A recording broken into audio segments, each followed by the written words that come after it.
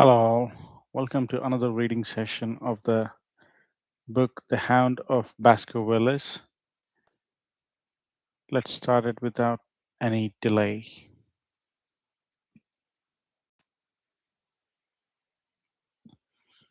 Chapter 9 The Light Upon the Moor.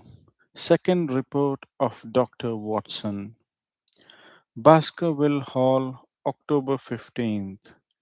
My dear Holmes, if I was compelled to leave you without much news during the early days of my mission, you must acknowledge that I am making up for lost time and that events are now crowding thick and fast upon us. In my last report, I ended up my top note with Barrymore at the window, and now I have quite a budget already, which will, unless I am much mistaken, considerably surprise you. Things have taken a turn which I could not have anticipated. In some ways, they have within the last 48 hours become much clearer, and in some ways, they have become more complicated. But I will tell you all, and you shall judge for yourself. Before breakfast, on the morning following my adventure, I went down the corridor and examined the room in which Barrymore had been on the night before. The western window through which he had stared so intently has, I noticed, one peculiarity above all other windows in the house. It commands the nearest outlook onto the moor. There is an opening between two trees which enables one from this point of view to look right down upon it, while from all the other windows it is only a distant glimpse which can be obtained. It follows, therefore, that Barrymore, since only this window would serve the purpose, must have been looking out for something or somebody upon the moor. The night was very dark, so that I can hardly imagine how he could have hoped to see anyone.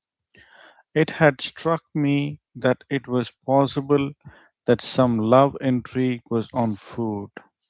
That would have accounted for his stealthy movements and also for the uneasiness of his wife. The man is a striking looking fellow, very well equipped to steal the heart of a country girl, so that this theory seemed to have something to support it. That opening of the door, which I had heard after I had returned to my room, might mean that he had gone out to keep some clandestine appointment. So I reasoned with myself in the morning, and I tell you the direction of my suspicions, however much the result may have shown that they were unfounded. But whatever the true explanation of Barrymore's movements might be, I felt that the responsibility of keeping them to myself until I could explain them was more than I could bear. I had an interview with the baronet in his study after breakfast, and I told him all that I had seen. He was less surprised than I had expected. I knew that Barrymore walked about nights, and I had a mind to speak to him about it, said he. 2 or 3 times I have heard his steps in the passage, coming and going, just about the hour you name. Perhaps then he pays a visit every night to that particular window I suggested. Perhaps he does. If so, we should be able to shadow him and see what it is that he is after. I wonder what your friend Holmes would do if he were here. I believe that he would do exactly what you now suggest, said I. He would follow Barrymore and see what he did. Then we shall do it together. But surely he would hear us. The man is rather deaf, and in any case, we must take our chance of that. We'll sit up in my room tonight and wait until he passes. Sir Henry rubbed his hands with pleasure, and it was evident that he hailed the adventure as a relief to his somewhat quiet life upon the moor. The baronet has been in communication with the architect who prepared the plans for Sir Charles and with a contractor from London so that we may expect great changes to begin here soon.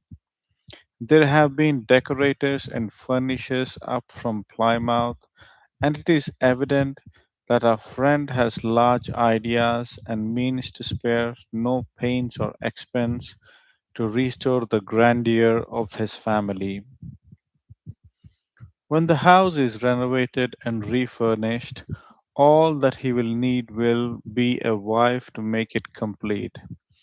Between ourselves, there are pretty clear signs that this will not be wanting if the lady is willing, for I have seldom seen a man more infatuated with a woman than he is with our beautiful neighbor, Miss Stapleton.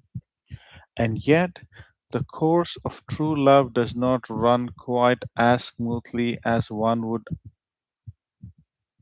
under the circumstances, expect.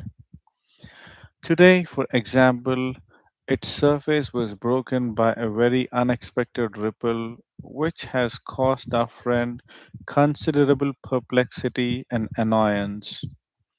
After the conversation which I have quoted about Barrymore, Sir Henry put on his hat and prepared to go out. As a matter of course, I did the same. "What are you coming, Watson?" he asked, looking at me in a curious way. "That depends on whether you are going on the moor," said I. "Yes, I am." "Well, you know what my instructions are. I am ready to intrude, but you heard how earnestly Holmes insisted that I should not leave you, and especially that you should not go alone upon the moor." Sir Henry put his hand upon my shoulder with a pleasant smile. "Well, my dear fellow," said he, "Holmes, with all his wisdom, did not foresee some things which have happened since I have been on the moor. You understand me?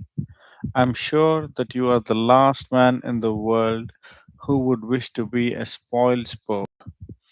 I must go out alone."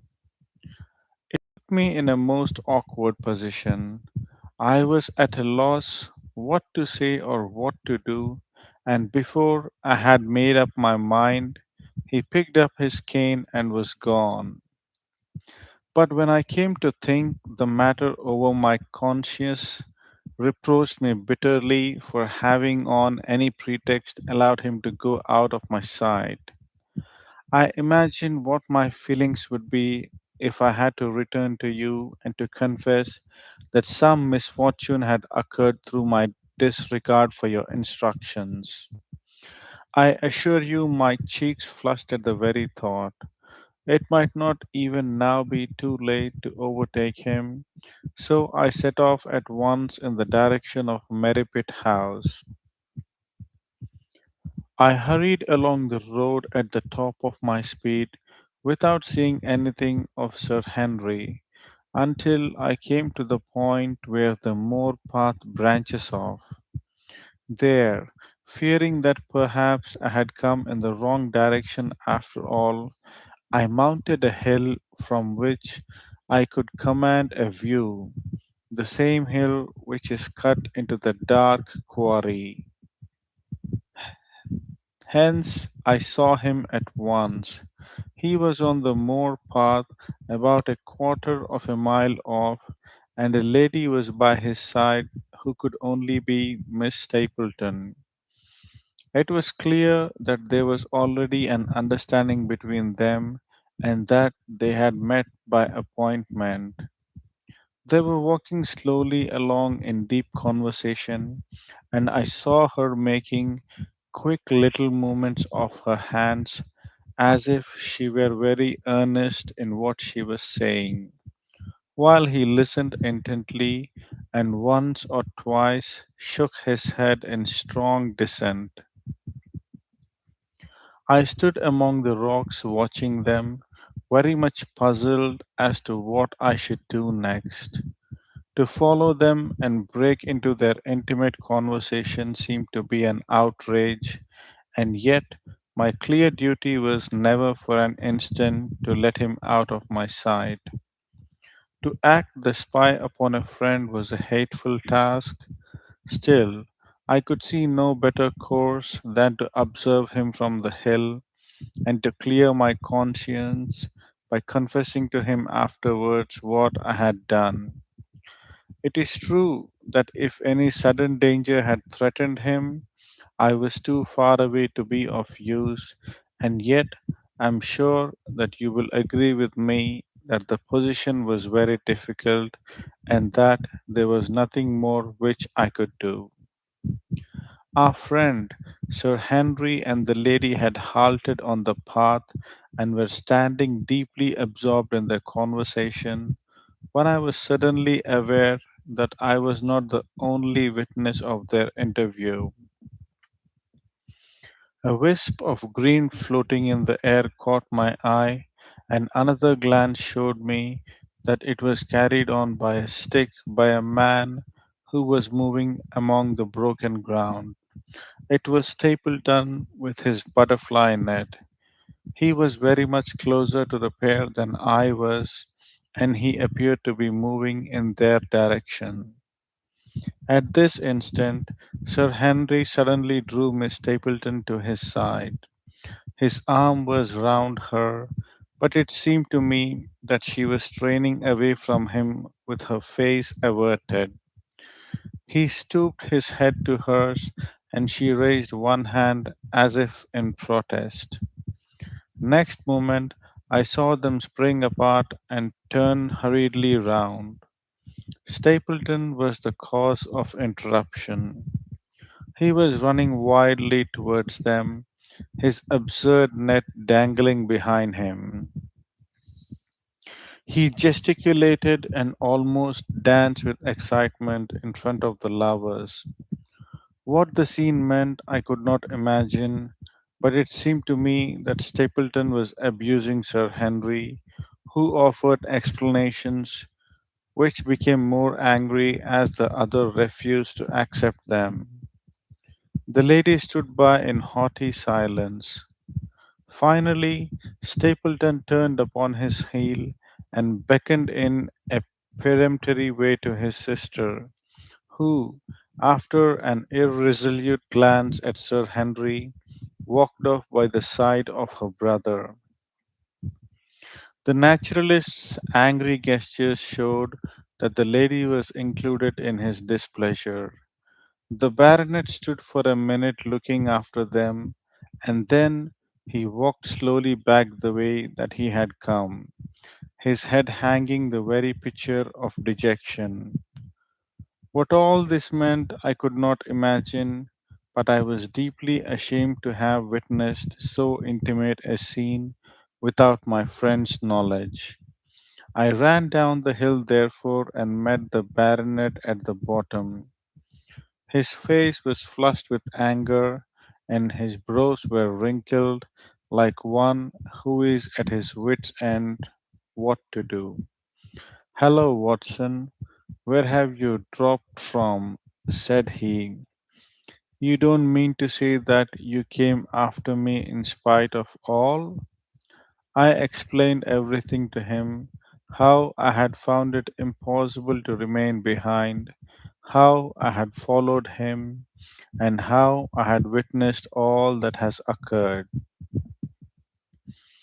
For an instant, his eyes blazed at me, But my frankness disarmed his anger, and he broke at last into a rather rueful laugh.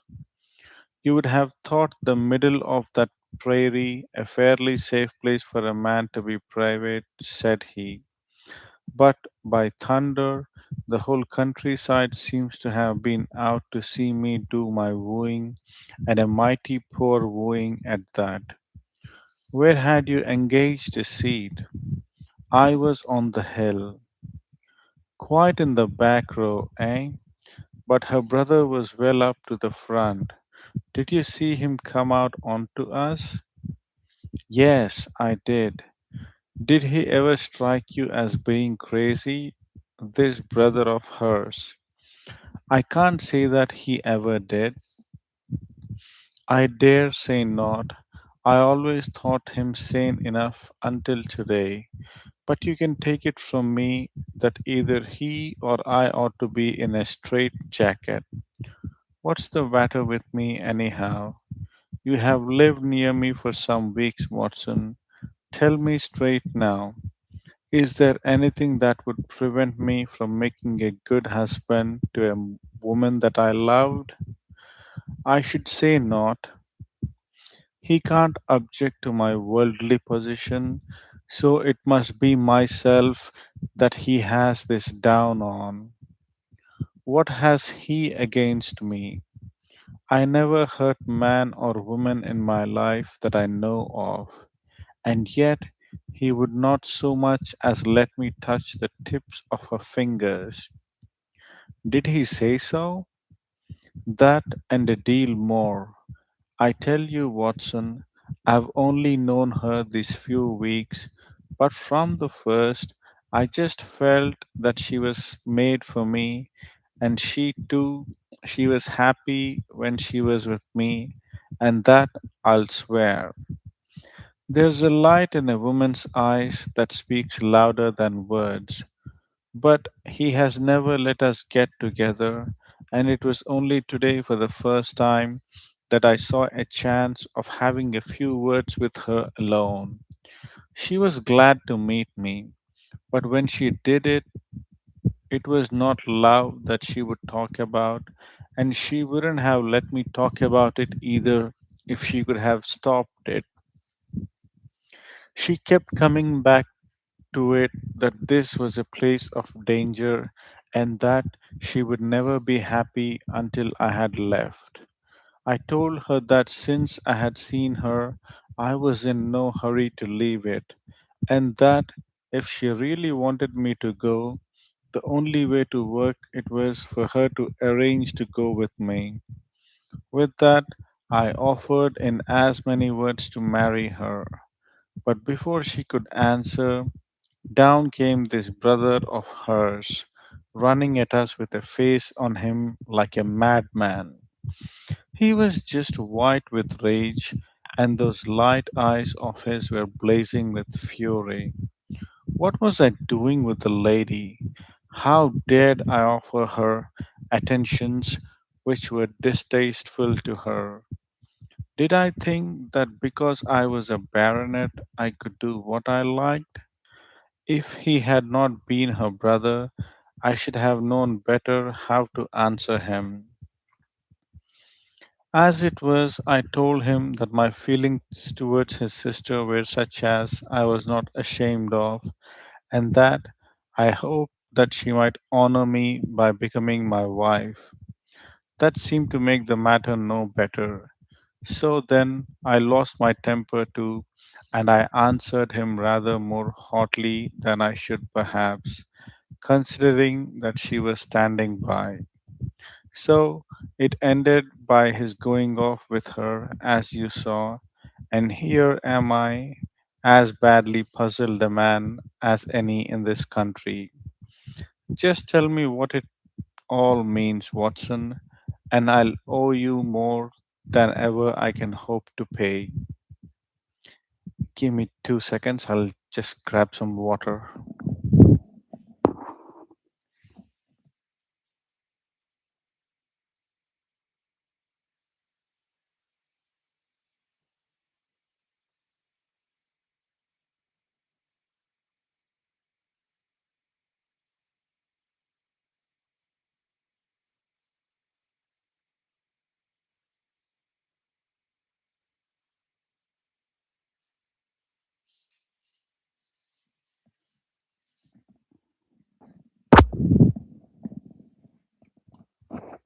I'm back. I tried one or two explanations, but indeed I was completely puzzled myself. Our friend's title, his fortune, his age, his character, and his appearance are all in his favor, and I know nothing against him unless it be this dark fate which runs in his family. That his advances should be rejected so brusquely without any reference to the lady's own wishes, and that the lady should accept the situation without protest is very amazing. However, our conjectures were set at rest by a visit from Stapleton himself that very afternoon. He had come to offer apologies for his rudeness of the morning, and after a long private interview with Sir Henry in his study, the upshot of their conversation was that the breach is quite healed and that we are to dine at Merripit House next Friday as a sign of it. I don't say now that he isn't a crazy man, said Sir Henry. I can't forget the look in his eyes when he ran at me this morning. But I must allow that no man could make a more handsome apology than he has done. Did he give any explanation of his conduct? His sister is everything in his life, he says. That is natural enough, and I'm glad that he should understand her value. They have always been together, and according to his own account, he has been a very lonely man with only her as a companion, so that the thought of losing her was really terrible to him. He had not understood, he said, that I was becoming attached to her, but when he saw with his own eyes that it was really so, and that she might be taken away from him, it gave him such a shock that, for a time, he was not responsible for what he said or did. He was very sorry for all that had passed, and he recognized how foolish and how selfish it was that he should imagine that he could hold a beautiful woman like his sister to himself for her whole life. If she had to leave him, he had rather it was to a neighbor like myself than to anyone else. But in any case, it was a blow to him, and it would take him some time before he could prepare himself to meet it. He would withdraw all opposition upon his part if I would promise for 3 months to let the matter rest and to be content with cultivating the lady's friendship during that time without claiming her love. This I promised, and so the matter rests. So, there is one of our small mysteries cleared up. It is something to have touched bottom anywhere in this bog in which we are floundering. We know now why Stapleton looked with disfavor upon his sister's suitor, even when that suitor was so eligible a one as Sir Henry. And now I pass on to another thread which I have extricated out of the tangled skein.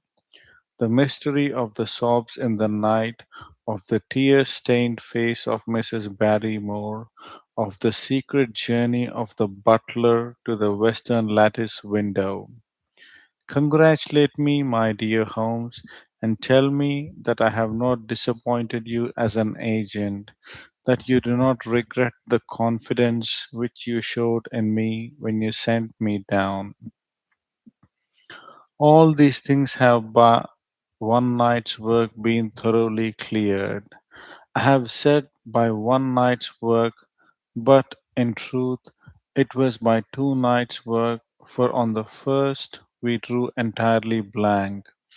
I sat up with Sir Henry in his rooms until nearly 3 o'clock in the morning, but no sound of any sort did we hear except the chiming clock upon the stairs. It was a most melancholy vigil and ended by each of us falling asleep in our chairs. Fortunately, we were not discouraged and we determined to try again. The next night, we lowered the lamp and sat smoking cigarettes without making the least sound. It was incredible how slowly the hours crawled by, and yet we were helped through it by the same sort of patient interest which the hunter must feel as he watches the trap into which he hopes the game may wander. One struck, and two, and we had almost for the second time given it up in despair, when in an instant we both sat bolt upright in our chairs, with all our weary senses keenly on the alert once more. We had heard the creak of a step in the passage.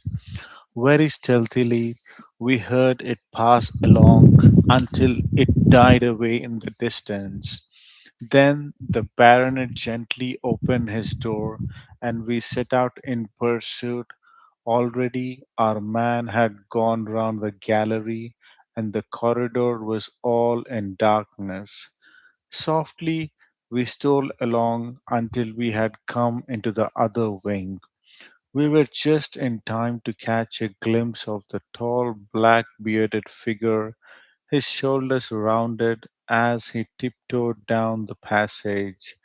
Then he passed through the same door as before, and the light of the candle framed it in the darkness and shot one single yellow beam across the gloom of the corridor.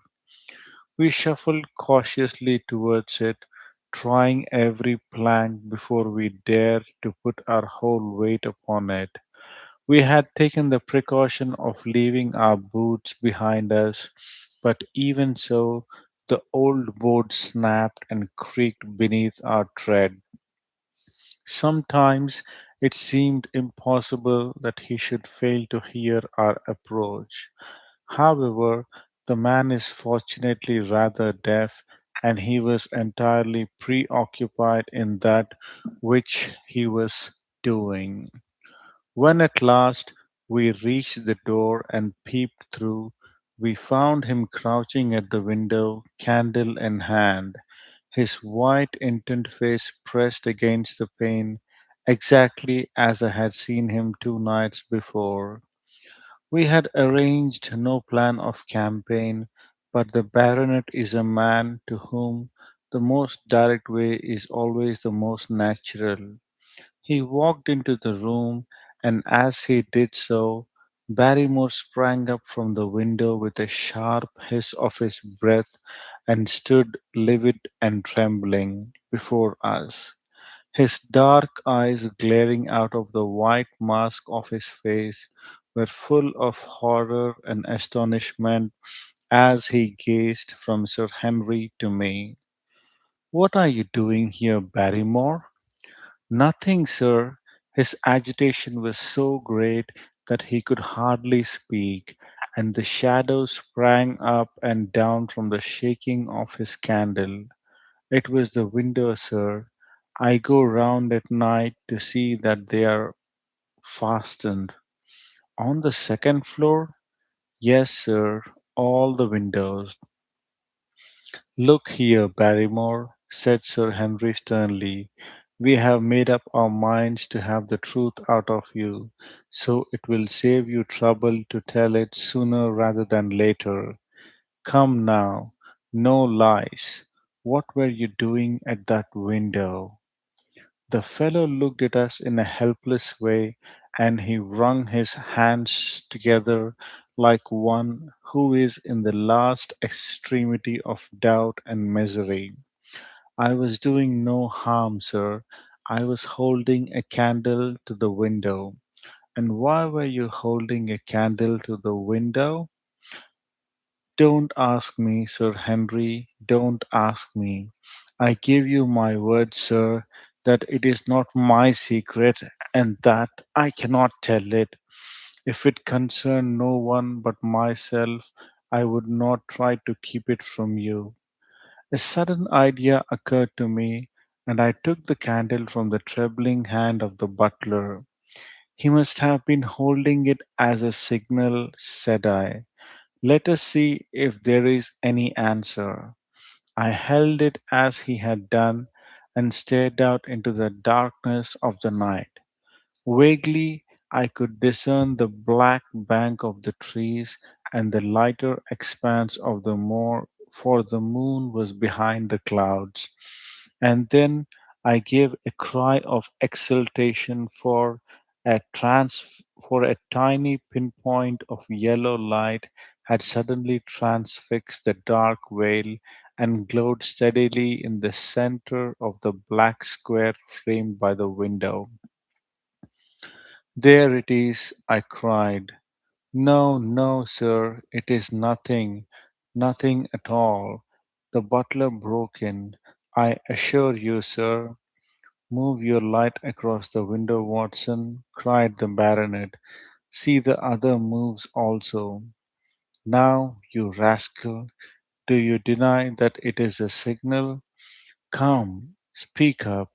Who is your confederate out yonder, and what is this conspiracy that is going on? The man's face became openly defiant. It is my business and not yours. I will not tell. Then you leave my employment right away. Very good, sir. If I must, I must. And you go in disgrace. By thunder, you may well be ashamed of yourself. Your family has lived with mine for over 100 years under this roof, and here I find you deep in some dark plot against me. No, no, sir, no, not against you. It was a woman's voice, and Mrs. Barrymore, paler and more horror struck than her husband, was standing at the door. Her bulky figure in a shawl and skirt might have been more comic were it not for the intensity of feeling upon her face.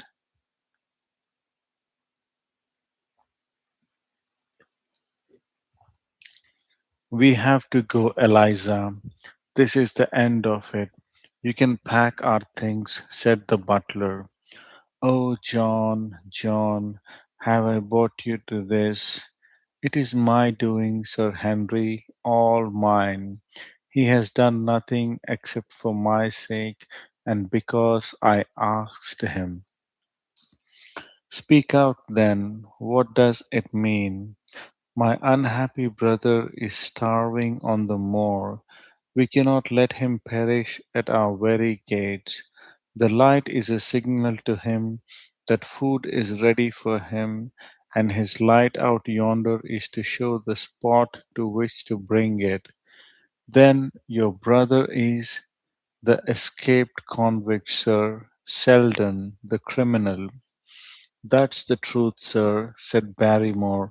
I said that it was not my secret and that I could not tell it to you. But now you have heard it, and you will see that if there was a plot, it was not against you. This then was the explanation of the stealthy expeditions at night and the light at the window. Sir Henry and I both stared at the woman in amazement. Was it possible that this stolidly respectable person was of the same blood as one of the most notorious criminals in the country? Yes, sir. My name was Selden, and he is my younger brother. We humored him too much when he was a lad and gave him his own way in everything until he came to think that the world was made for his pleasure and that he could do what he liked it in it. Then, as he grew older, he met wicked companions, and the devil entered into him until he broke my mother's heart and dragged our name in the dirt. From crime to crime, he sank lower and lower until It is only the mercy of God which has snatched him from the scaffold. But to me, sir, he was always the little curly headed boy that I had nursed and prayed with as an elder sister would. That was why he broke prison, sir. He knew that I was here and that we could not refuse to help him. When he dragged himself here one night, weary and starving, with the warders hard at his heels, what could we do? We took him in and fed him and cared for him. Then you returned, sir, and my brother thought he would be safer on the moor than anywhere else until the hue and cry was over. So he lay in hiding there.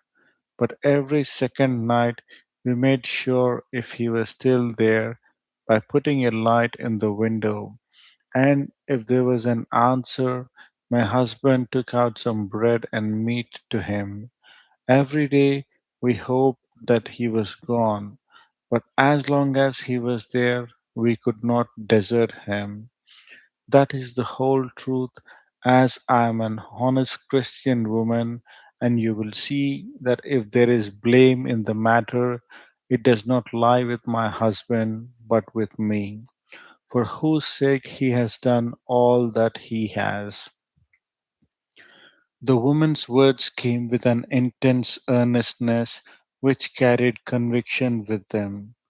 Is this true, Barrymore? Yes, Sir Henry, every word of it.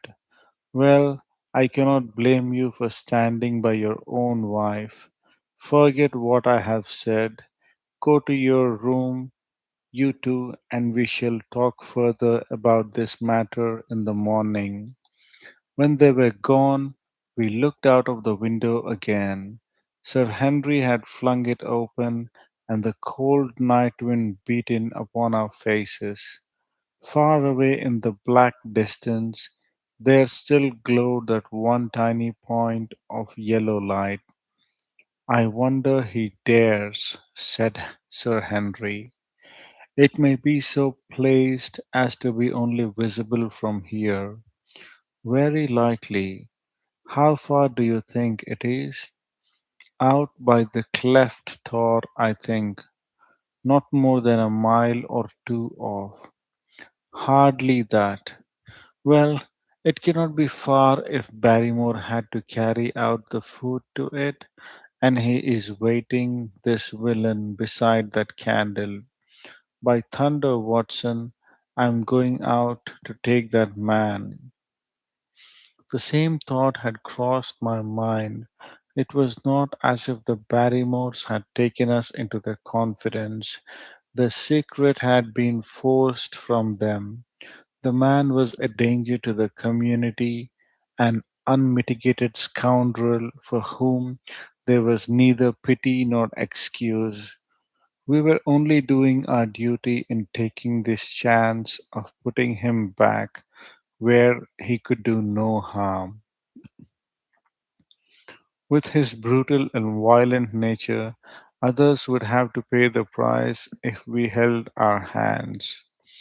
Any night, for example, our neighbors, the Stapletons, might be attacked by him, and it might have been the thought of this which made Sir Henry so keen upon the adventure. I will come, said I.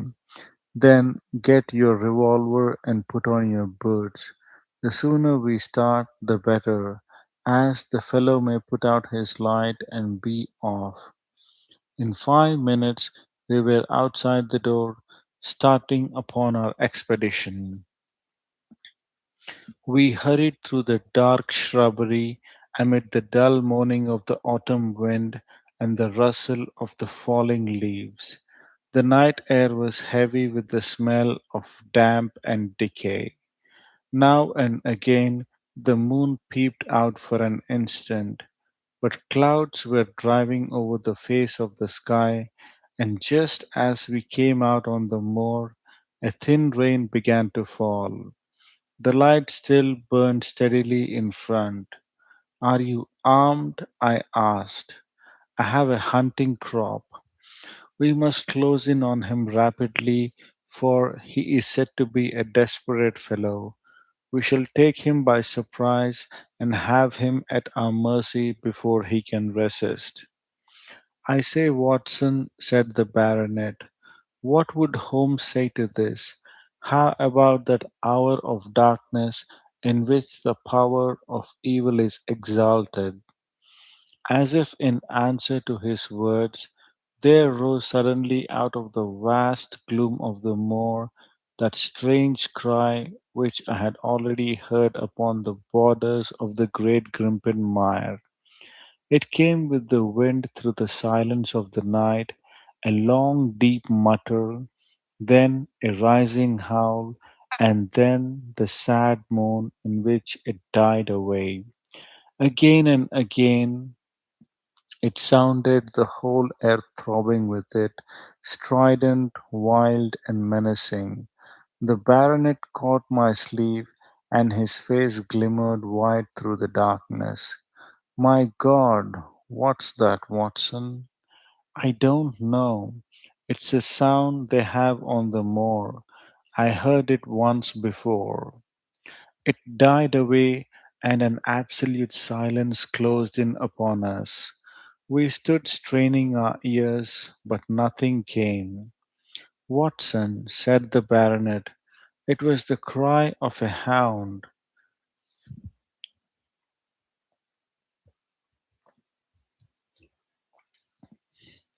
My blood ran cold in my veins, for there was a break in his voice which told of the sudden horror which had seized him. What do they call this sound? He asked. Who? The folk on the countryside. Oh, they are ignorant people. Why should you mind what they call it? Tell me, Watson, what do they say of it? I hesitated, but could not escape the question. They say it is the cry of the hound of the Baskervilles. He groaned and was silent for a few moments. A hound it was, he said at last, but it seemed to come from miles away over yonder, I think. It was hard to say where it came. It rose and fell with the wind. Isn't that the direction of the great Grimpenmire? Yes, it is. Well, it was up there. Come now, Watson. Didn't you think yourself that it was the cry of a hound? I am not a child. You need not fear to speak the truth. Stapleton was with me when I heard it last. He said that it might be the calling of a strange bird. No, no, it was a hound. My God, can there be some truth in all these stories? Is it possible that I'm really in danger from so dark a cause? You don't believe it, do you, Watson? No, no. And yet, it was one thing to laugh about it in London, and it is another to stand out here in the darkness of the moor and to hear such a cry as that. And my uncle, there was the footprint of the hound beside him as he lay. It all fits together. I don't think that I'm a coward, Watson, but that sound seemed to freeze my very blood. Feel my hand. It was as cold as a block of marble. You'll be all right tomorrow. I don't think I'll get that cry out of my head. What do you advise that we do now? Shall we turn back? No, by thunder. We have come out to get our man, and we will do it. We after the convict, and a hellhound as likely as not after us. Come on, we'll see it through if all the fiends of the pit were loose upon the moor. We stumbled slowly along in the darkness with the black loom of the craggy hills around us. and the yellow speck of the light burning steadily in front. There is nothing so deceptive as the distance of a light upon a pitch dark night, and sometimes the glimmer seemed to be far away upon the horizon, and sometimes it might have been within a few yards of us. But at last we could see where it came, and then we knew that we were indeed very close. A guttering candle was stuck in a crevice of the rocks which flanked it on each side as to keep the wind from it and also to prevent it from being visible, save in the direction of Baskerville Hall. A boulder of granite concealed our approach, and crouching behind it, we gazed over it at the signal light. It was strange to see this single candle burning there in the middle of the moor, with no sign of life near it, just the one straight yellow flame and the gleam of the rock on each side of it. What shall we do now? Whispered Sir Henry. Wait here. He must be near his light. Let us see if we can get a glimpse of him. The words were hardly out of my mouth when we both saw him. Over the rocks in the crevice of which the candle burned, there was a thrust out an evil yellow face, a terrible animal face. All seemed enscored with wild passions. Foul with mire, with a bristling beard, and hung with matted hair, it might well have belonged to one of those old savages who dwelt in the burrows on the hillsides. The light beneath him was reflected in his small, cunning eyes, which peered fiercely to right and left through the darkness like a crafty and savage animal who has heard the steps of the hunters. Something had evidently aroused his suspicions. It may have been that Barrymore had some private signal which we had neglected to give, or the fellow may have had some other reason for thinking that all was not well. But I could read his fears upon his wicked face. Any instant he might dash out the light and vanish in the darkness. I sprang forward, therefore, and Sir Henry did the same. At the same moment, the convict screamed out a curse at us and hurled a rock which splintered up against the boulder which had sheltered us. I caught one glimpse of his short, squat, strongly built figure as he sprang to his feet and turned to run. At the same moment, by a lucky chance, the moon broke through the clouds. We rushed over the brow of the hill, and there was our man running with great speed down the other side, springing over the stones in his way with the activity of a mountain goat. A lucky long shot of my revolver might have crippled him, but I had brought it only to defend myself if attacked and not to shoot an unarmed man who was running away. We were both swift runners and in fairly good training, but we soon found that we had no chance of overtaking him. We saw him for a long time in the moonlight until he was only a small speck moving swiftly among the boulders upon the side of a distant hill. We ran and ran until we were completely blown, but the space between us grew even wider. Finally, we stopped and sat panting on two rocks while we watched him disappearing in the distance. And it was at this moment that there occurred a most strange and unexpected thing. We had risen from our rocks and were turning to go home, having abandoned the hopeless chase.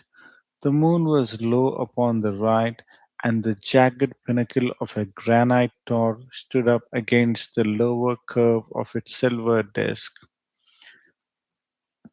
There, outlined as black as an ebony statue on that shining background, I saw the figure of a man upon the tor. Do not think that it was a delusion, Holmes. I assure you that I have never in my life seen anything more clearly. As far as I could judge, the figure was that of a tall, thin man. He stood with his legs a little separated, his arms folded, his head bowed, as if he was brooding over that enormous wilderness of peat and granite which lay before him.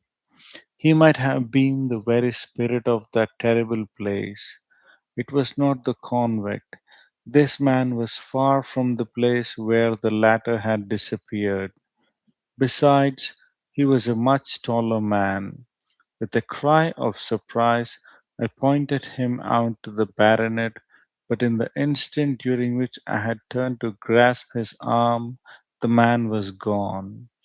There was the sharp pinnacle of granite still cutting the lower edge of the moon, but its peak bore no trace of that silent and motionless figure. I wished to go in that direction and to search the tor, but it was some distance away. The baronet's nerves were still quivering from that cry, which recalled the dark story of his family, and he was not in the mood for fresh adventures. He had not seen this lonely man upon the tor, and could not feel the thrill which his strange presence and his commanding attitude had given to me. A warder, no doubt, said he. The moor has been thick with them since this fellow escaped. Well, perhaps his explanation may be the right one, but I should like to have some further proof of it. Today, we meet to communicate to the Princetown people where they should look for the missing man. But it is hard lines that we have not actually had the triumph of bringing him back as our own prisoner. Such are the adventures of last night, and you must acknowledge, my dear Holmes, that I have done you very well in the matter of a report. Much of what I tell you is no doubt quite irrelevant, but still, I feel that it is best that I should let you have all the facts and leave you to select for yourself those which shall be of most service to you in helping you to your conclusions. We are certainly making some progress.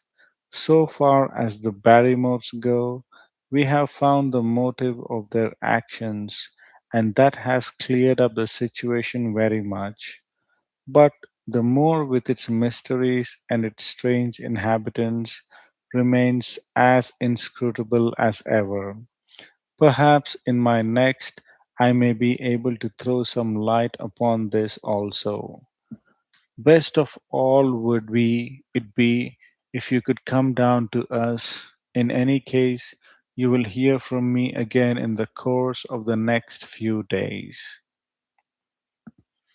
End of chapter 9.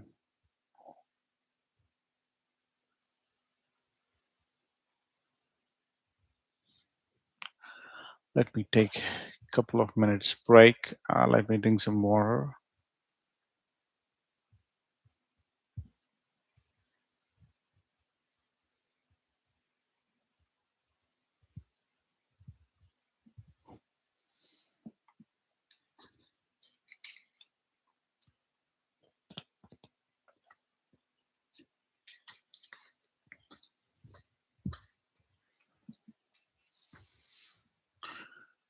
Chapter 10. Extract from the diary of Dr. Watson. So far, I have been able to quote from the reports which I have forwarded during these early days to Sherlock Holmes. Now, however, I have arrived at a point in my narrative where I am compelled to abandon this method and to trust once more to my recollections, aided by the diary which I kept at the time. A few extracts from the latter will carry me on to those scenes which are indelibly fixed in every detail upon my memory. I proceed then from the morning which followed our abortive chase of the convict and our other strange experiences upon the moor. October 16th. A dull and foggy day with a drizzle of rain. The house is banked in with rolling clouds, which rise now and then to show the dreary curves of the moor with thin silver veins upon the sides of the hills and the distant boulders gleaming where the light strikes upon their wet faces. It is a melancholy outside, and in the baronet is in a black reaction after the excitements of the night. I am conscious myself of a weight at my heart and a feeling of impending danger, ever present danger, which is the more terrible because I am unable to define it. And I have not cause for such a feeling. Consider the long sequence of incidents which have all pointed to some sinister influence which is at work around us. There is the death of the last occupant of the hall, fulfilling so exactly the conditions of the family legend, and there are the repeated reports from peasants of the appearance of a strange creature upon the moor. Twice I have with my own ears heard the sound which resembled the distant baying of a hound. It is incredible, impossible that it should really be outside the ordinary laws of nature. A spectral hound which leaves material footmarks and fills the air with its howling is surely not to be thought of. Stapleton may fall in with such a superstition, and Mortimer also. But if I have one quality upon earth, it is common sense, and nothing will persuade me to believe in such a thing. To do so would be to descend to the level of these poor peasants who are not content with a mere fiend dog, but must needs describe him with hellfire shooting from his mouth and eyes. Holmes would not listen to such fancies, and I am his agent. But facts are facts, and I have twice heard this crying upon the moor. Suppose that there were really some huge hound loose upon it, that would go far to explain everything. But where could such a hound lie concealed? Where did it get its food? Where did it come from? How was it that no one saw it by day? It must be confessed that the natural explanation offers almost as many difficulties as the other. And always, apart from the hound, there is the fact of the human agency in London, the man in the cab, and the letter which warned Sir Henry against the Moor. This at least was real, but it might have been the work of a protecting friend as easily as of an enemy. Where is that friend or enemy now? Has he remained in London or has he followed us down here? Could he be the stranger whom I saw upon the Tor? It is true that I have had only the one glance at him, and yet there are some things to which I am ready to swear. He is no one whom I have seen down here, and I have now met all the neighbors. The figure was far taller than that of Stapleton, far thinner than that of Frankland. Barrymore it might possibly have been, but we had left him behind us, and I am certain that he could not have followed us. A stranger then is still dogging us, just as a stranger dogged us in London. We have never shaken him off. If I could lay my hands upon that man, then at last we might find ourselves at the end of all our difficulties. To this one purpose, I must now devote all my energies. My first impulse was to tell Sir Henry all my plans. My second was wisest one is to play my own game and speak as little as possible to anyone. He is silent and distrait.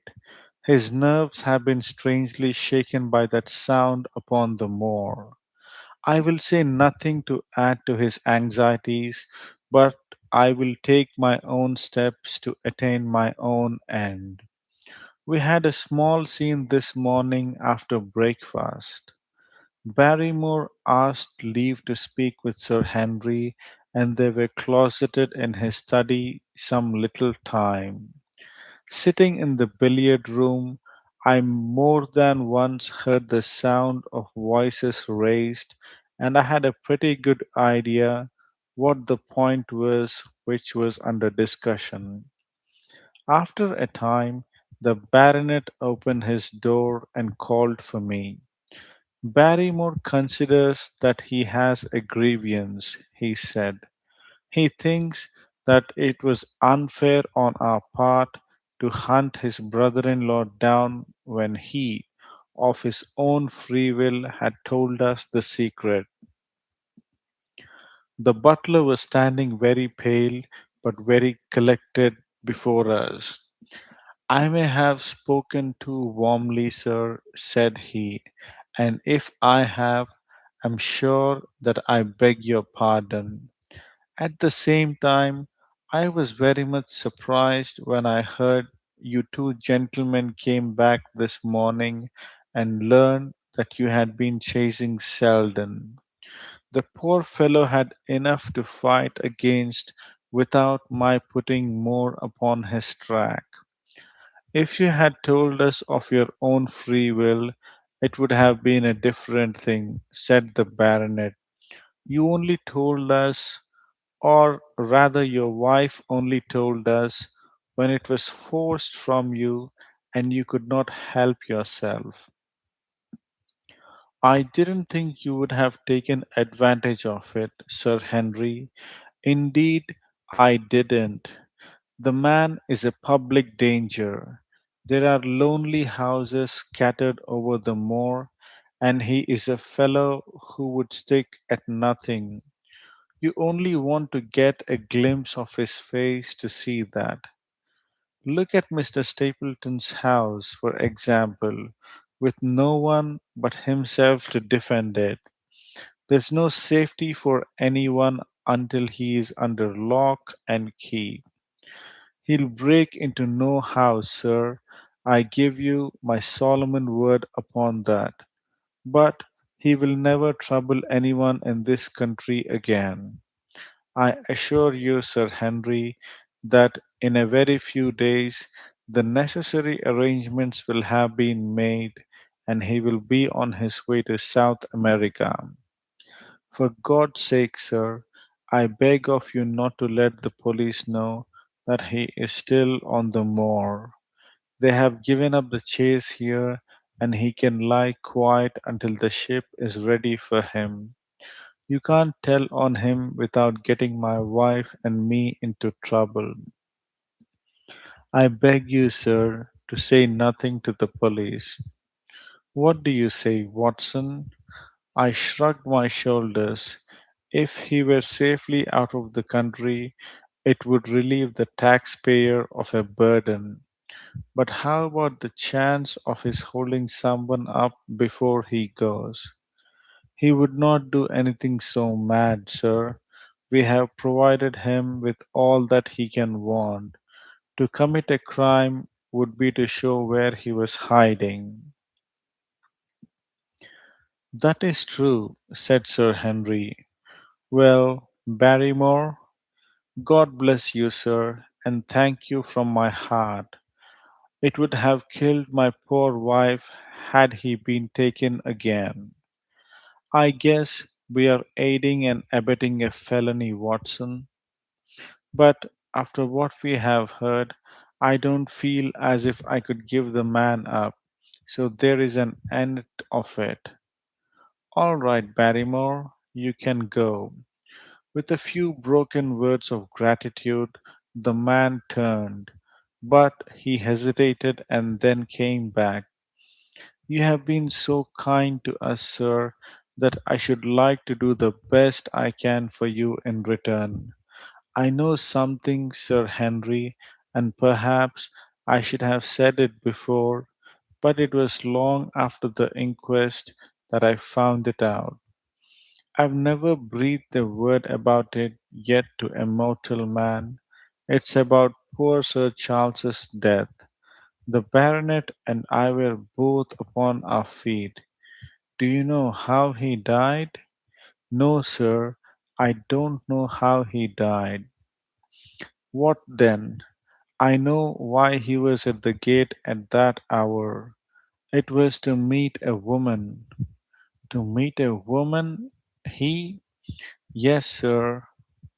And what's the woman's name? I can't give you the name, sir, but I can give you the initials. Her name were L. How do you know this, Barrymore? Well, Sir Henry, your uncle had a letter that morning. He had usually a great many letters, for he was a public man and well known for his kind heart, so that everyone who was in trouble was glad to turn to him. But that morning, as it chanced, there was only this one letter, so I took the more notice of it. It was from Coombe Tracy, and it was addressed in a woman's hand. Well, well, sir, I thought no more of the matter, and never would have done had it not been for my wife. Only a few weeks ago she was cleaning out Sir Charles's study. It had never been touched since his death, and she found the ashes of a burned letter in the back of the grate.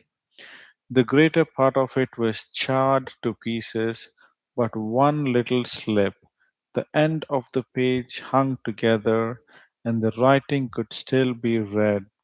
Though it was grey on a black ground, it seemed to us to be a postscript at the end of the letter, and it said, please, as you are a gentleman, burn this letter and be at the gate by 10 o'clock. Beneath it were signed the initials L. Have you got that slip? No, sir. It crumbled all to bits after we moved it. Had Sir Charles received any other letters in the same writing? Well, sir, I took no particular notice of his letters. I should not have noticed this one, only it happened to come alone. And you have no idea who L is? No, sir, no more than you have. But I expect if we could lay our hands upon that lady, we should know more about Sir Charles's death. I cannot understand, Barrymore, how you came to conceal this important information. Well, sir, it was immediately after that our own trouble came to us. And then again, sir, we were both of us very fond of Sir Charles, as we well might be considering all that he has done for us. To rake this up couldn't help our poor master, and it's well to go carefully when there's a lady in the case. Even the best of us. You thought it might injure his reputation? Well, sir, I thought no good could come of it. But now you have been kind to us, and I feel as if it would be treating you unfairly not to tell you all that I know about the matter. Very good, Barrymore, you can go. When the butler had left us, Sir Henry turned to me. Well, Watson, What do you think of this new light? It seems to leave the darkness rather blacker than before. So I think. But if we can only trace LL, it should clear up the whole business. We have gained that much. We know that there is someone who has the facts. If we can only find her. What do you think should we do? Let Holmes know all about it once. It will give him the clue for which he has been seeking. I am much mistaken of it does not bring him down. I am much mistaken if it does not bring him down. I went at once to my room and drew up my report of the morning's conversation for Holmes. It was evident to me that he had been very busy of late, for the notes which I had from Baker Street were few and short, with no comments upon information which I had supplied and hardly any reference to my mission. No doubt his blackmailing case is absorbing all his faculties, and yet this new factor must surely arrest his attention and renew his interest. I wish that he were here. October 17th. All day today the rain poured down, rustling on the ivy and dripping from the eaves. I thought of the convict out upon the bleak, cold, shelterless moor. Poor devil! Whatever his crimes, he has suffered something to atone for them. And then I thought of that other one, the face in the cab, the figure against the moon. Was he also out in that deluge, the unseen watcher and the man of darkness? In the evening, I put on my waterproof and I walked far upon the sodden moor, full of dark imaginings, the rain beating upon my face and the wind whistling about my ears. God help those who wander into the great mire now, for even the firm uplands are becoming a morass. I found the black tor upon which I had seen the solitary watcher, and from its craggy summit I looked out myself across the melancholy downs. Rain squalls drifted across their russet face, and the heavy, slate colored clouds hung low over the landscape, trailing in grey wreaths down the sides of the fantastic hills. In the distant hollow on the left, half hidden by the mist, the two thin towers of Baskerville Hall rose above the trees. They were the only signs of human life which I could see, save only those prehistoric huts which lay thickly upon the slopes of the hills.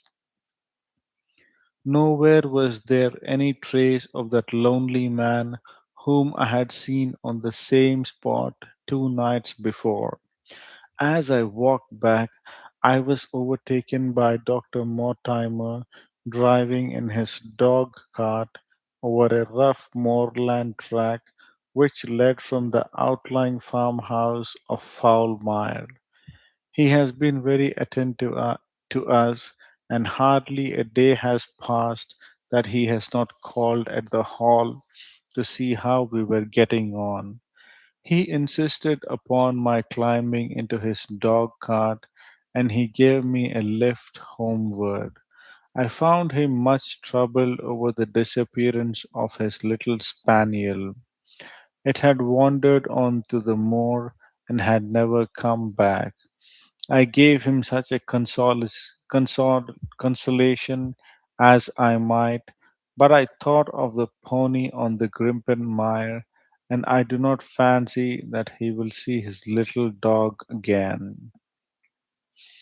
By the way, Mortimer, said I as we jolted along the rough road, I suppose there are few people living within driving distance of this home you do not know?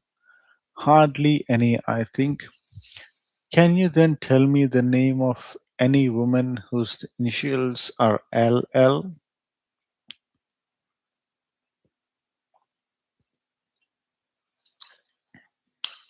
He thought for a few minutes. No, said he.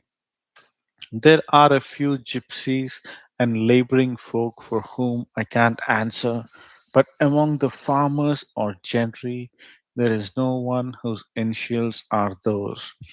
Wait a bit, though, he added after a pause. There is a Laura Lyons. Her initials are LL, but she lives in Coombe Tracy. Who is she? I asked. She is Frankland's daughter. What? Old Frankland, the crank? Exactly. She married an artist named Lyons who came sketching on the moor. He proved to be a blackguard and deserted her. The fault, from what I hear, may not have been entirely on one side. Her father refused to have anything to do with her because she had married without his consent, and perhaps for one or two other reasons as well. So, between the old sinner and the young one, the girl has had a pretty bad time. How does she live? I fancy old Frankland allows her a pittance, but it cannot be more, for his own affairs are considerably involved. Whatever she may have deserted, one could not allow her to go hopelessly to the bad. Her story got about, and several of the people here did something to enable her to earn a honest living. Stapleton did for one, and Sir Charles for another. I gave a trifle myself. It was to set her up in a typewriting business. He wanted to know the object of my enquiries, but I managed to satisfy his curiosity without telling him too much, for there is no reason why we should take anyone into our confidence. Tomorrow morning I shall find my way to Coombe Tracy, and if I can see this Mrs. Laura Lyons for equivocal reputation, a long step will have been made towards clearing one incident in this chain of mysteries.